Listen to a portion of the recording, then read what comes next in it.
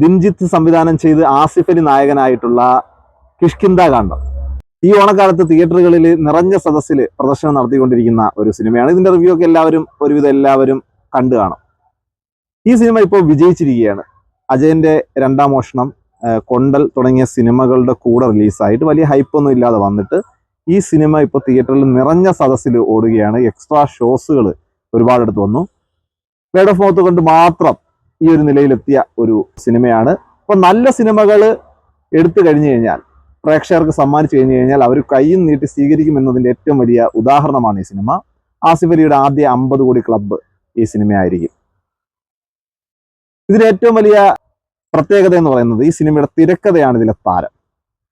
വളരെ ഒരു psychological mystery thriller ആയിട്ടാണ് ഈ സിനിമ എടുത്തിരിക്കുന്നത്. നമ്മൾ ഈ സിനിമ കാണുമ്പോഴത്തേക്കും ആ സിനിമയിലേക്ക് നമ്മളെ കൂടെ കൊണ്ടുപോകുന്ന ഒരു മാജിക് ഈ സിനിമയിലുണ്ട്. ആ ഒരു മാജിക് വെച്ചിട്ടാണ് നമ്മൾ ഈ സിനിമ കാണുന്നത്. നമ്മൾ അതിൻ്റെ അകത്ത് അറിയാതെ അവരിൽ ഒരാളായിട്ട് മാറുന്നു.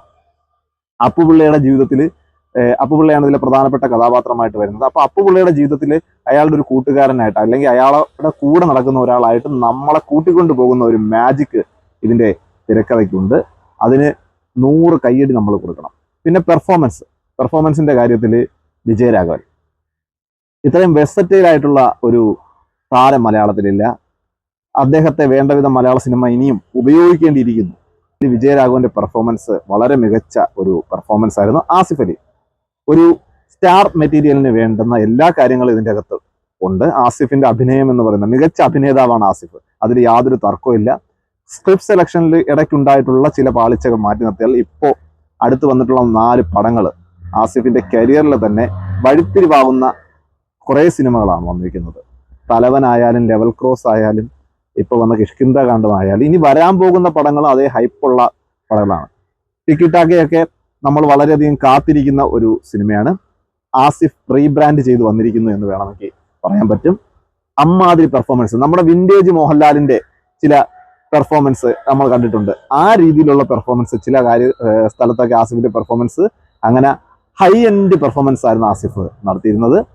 അപർണ ബാലമുരളിയുടെ പെർഫോമൻസ്, പുള്ളിക്കാരി ഏത് റോൾ ചെയ്ത് കൊടുത്തു കഴിഞ്ഞാലും കൃത്യമായിട്ട് അഭിനയിക്കുന്ന ഒരു നടിയാണ്. അതുകൊണ്ട് തന്നെ ആ ഒരു പെർഫോമൻസും പുള്ളിക്കാരി നല്ല രീതിയിൽ ചെയ്തു വെച്ചിട്ടുണ്ട്.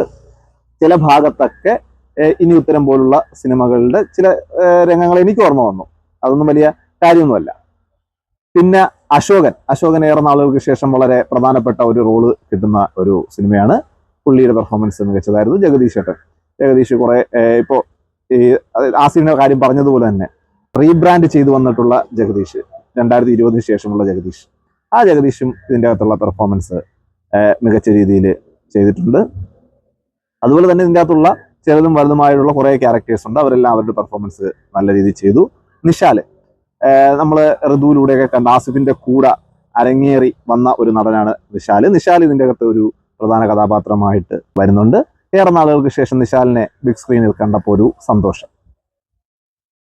അപ്പോൾ മൊത്തത്തിൽ നമ്മളെല്ലാം ഉള്ളിലേക്ക് കൊണ്ടുപോകുന്ന ഒരു മിസ്റ്ററി ഫീലിംഗ് കൊണ്ടുവരുന്ന ഒരു സ്ഥലത്ത് നടക്കുന്ന ഒരു കഥയാണ് ഇതിൻ്റെ അകത്ത് പറയുന്നത്. ആ മിസ്റ്ററി നിലനിർത്തുന്നതിൽ സിനിമ വിജയിച്ചിട്ടുണ്ട്. എഡിറ്റിംഗ് ആയാലും ബാക്ക്ഗ്രൗണ്ട് സ്കോർ ആയാലും എല്ലാം നല്ല രീതിയിൽ അവർ ചെയ്ത് വെച്ചിട്ടുണ്ട്.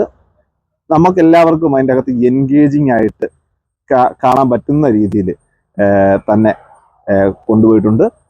തീർച്ചയായിട്ടും ഓണക്കാലത്ത് തിയേറ്ററിൽ ഇരുന്ന് കണ്ട് ആസ്വദിച്ച് മനസ്സ് നിറഞ്ഞ് വരാൻ പറ്റുന്ന ഒരു സിനിമ തന്നെയാണ് കിഷ്കിന്ധ കാണ്ഡം.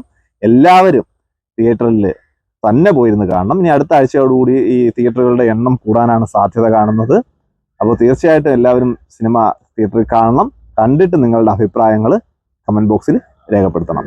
പുതിയൊരു സിനിമയുടെ വിശേഷമായി വീണ്ടും വരുന്നത് വരെ ബൈ ബൈ.